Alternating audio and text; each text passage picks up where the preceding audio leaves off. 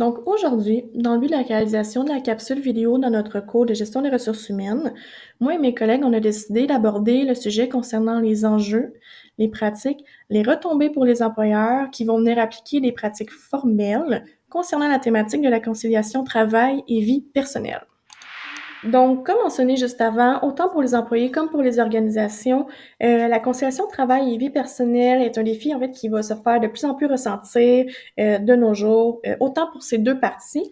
En fait, en 2017, il y a eu une réalisation d'une étude comme quoi qu'il y avait 68% des employés se disant être satisfaits de l'équilibre entre leur travail et leur vie personnelle. Mais il y a une autre partie quand même assez importante que ceux-ci mentionnaient ne pas être satisfaits, qu'il y avait au contraire, qu'il ressentait un énorme conflit entre ces deux hémisphères-là. Donc, ce qu'il faut tout d'abord savoir, c'est que dépendamment du milieu de travail, on va pouvoir percevoir différents types de pratiques qui vont être instaurées. Ces pratiques-là, ils vont varier selon la taille, selon le secteur d'activité, mais selon aussi la réalité propre de tous et chacun des individus se trouvant au sein même de cette organisation. Donc, le pourquoi, c'est quand même un enjeu assez préoccupant, c'est que lorsqu'une entreprise, une organisation, va mettre en place des pratiques de conciliation travail et vie personnelle, malheureusement, si elles sont mal implantées ou peu adaptées à la réalité propre des besoins des employés, malheureusement, cela va causer plus d'effets négatifs que de bien.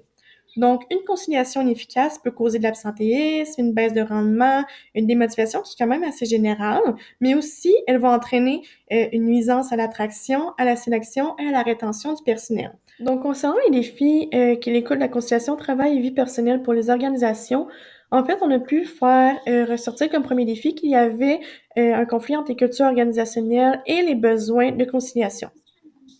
Le concept de comme quoi que la vie privée devrait rester à la maison, ça vient en fait directement alimenter le sentiment de comme quoi que ça n'a pas d'importance ce qui se passe en dehors du travail, que ça n'est pas pris en compte et donc que c'est totalement ignoré. Ce genre de pensée-là vient directement aggraver le défi culturel puisque les valeurs et les attentes du travail viennent empiéter en dehors des heures de travail sur la vie personnelle à la maison. Un autre défi qu'on a pu constater, c'est qu'il y avait des répercussions négatives en cas d'absence de pratiques inadéquates. En effet, il y a encore une fois beaucoup d'organisations d'entreprises qui ont la façon de penser de comme quoi que la présence au travail, le nombre d'heures au travail était le seul indicatif de productivité. Selon une autre source, il est cité que le conflit, en fait, travail-vie personnelle, a directement des répercussions négatives pour les employés, mais aussi pour l'entreprise. Donc, ça vient diminuer l'efficacité, l'engagement organisationnel, mais aussi augmenter le taux d'absentéisme et de roulement.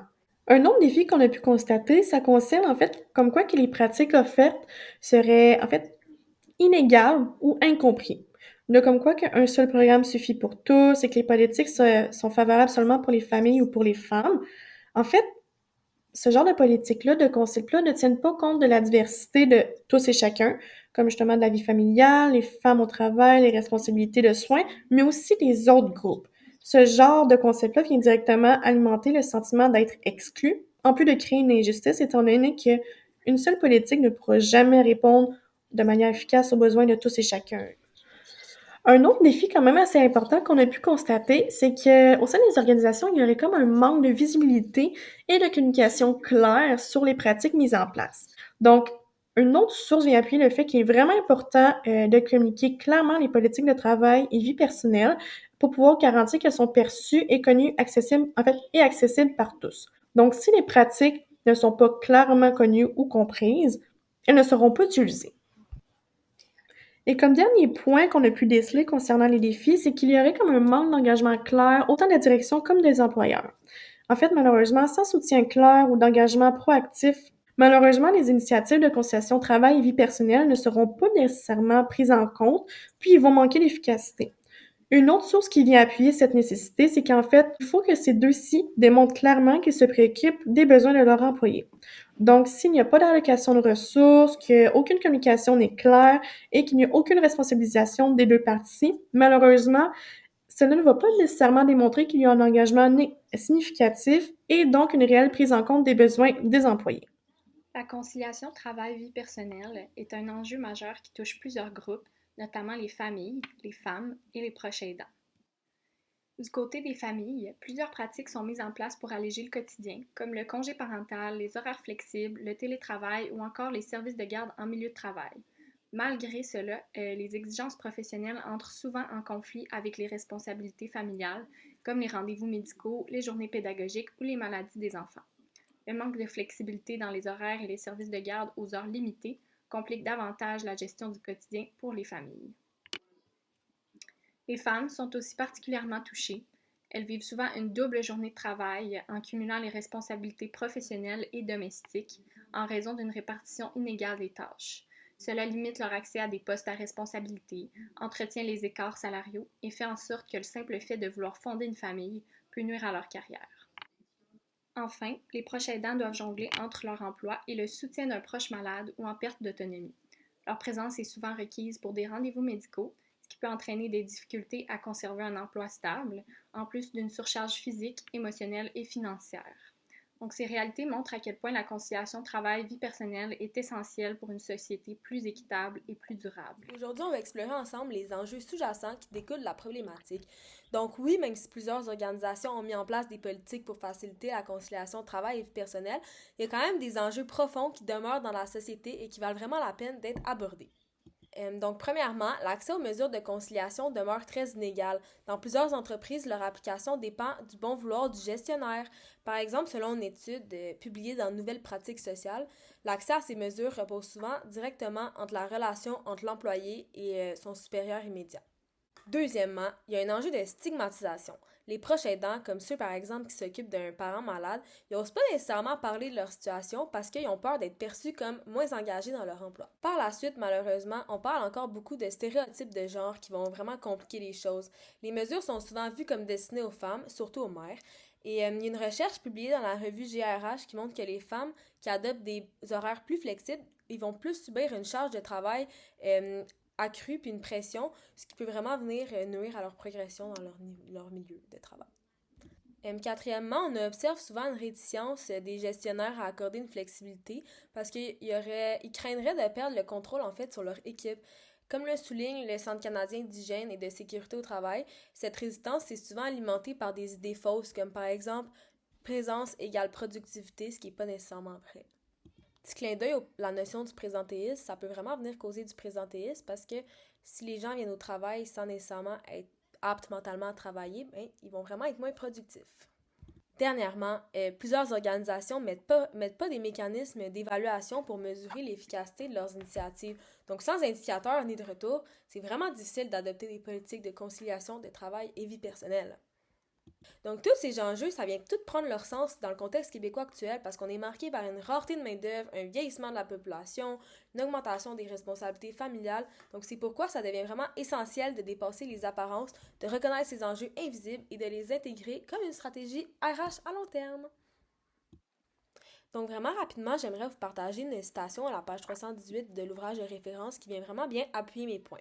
Donc, je cite, « Certaines pratiques en ressources humaines peuvent aussi constituer des ressources pouvant améliorer la santé et le mieux-être au travail, mais que pour les mettre en place, il faut tout d'abord une culture organisationnelle et un climat favorable à la santé et au mieux-être des employés. » Donc ça vient démontrer que sans engagement clair de l'organisation, ben, les mesures restent inégalement appliquées et ça dépend trop des décisions individuelles du gestionnaire.